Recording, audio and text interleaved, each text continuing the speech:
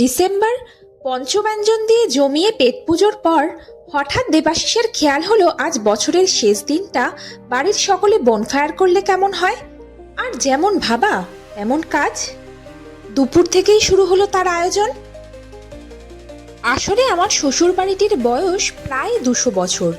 ওই কড়িবর্গার ছাদ আপনারা তো দেখেছেন আমার আগের ব্লগগুলোতে। তো কড়িবর্গার কাঠগুলোতে ঘুণ ধরেছিল, সেগুলোই রিপেয়ারিং এর কাজ চলছে বেশ 1 মাস ধরে। অনেক কাঠ বেরিয়েছিল জানেন। বনফায়ার করলে এক ঢিলে 2টো পাখি মারা যাবে।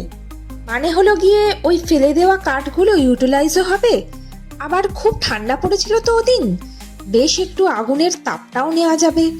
মানে বছরের শেষ দিনটা বাড়ির সবাই মিলে একটু হই হই করে কাটানোটাই আসল উদ্দেশ্য আর কি।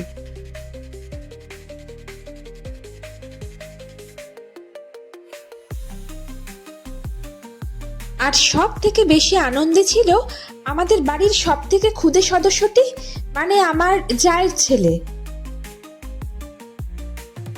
ওই দেখুন কেমন করে আগুনের তাপ নিচ্ছে আবার। আর স্টার্টারে ছিল ধোঁয়া ওঠা গরম গরম রেশমি কাবাব, বাবা নিয়ে এসেছিল।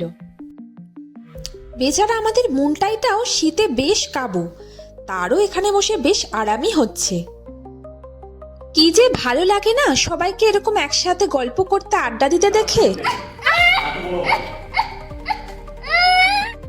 আমার শ্বশুর বাড়িতে এই যে একতা ব্যাপারটা আমি ছোটবেলা থেকেই খুব চাইতাম জানেন।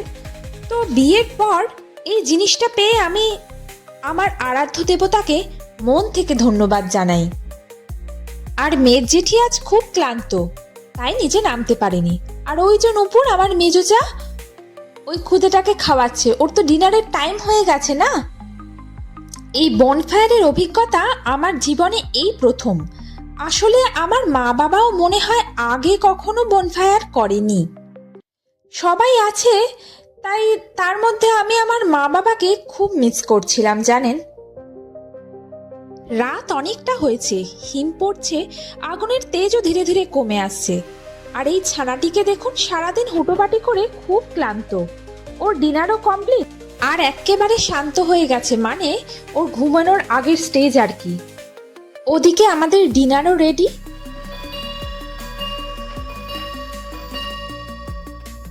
ঢং ঢং করে 12টা বাজলো।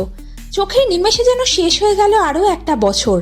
কাল থেকে শুরু নতুন এক বছর, নতুন আশা, নতুন নতুন স্বপ্ন, নতুনভাবে বাঁচা। আপনারাও খুব ভালো থাকবেন।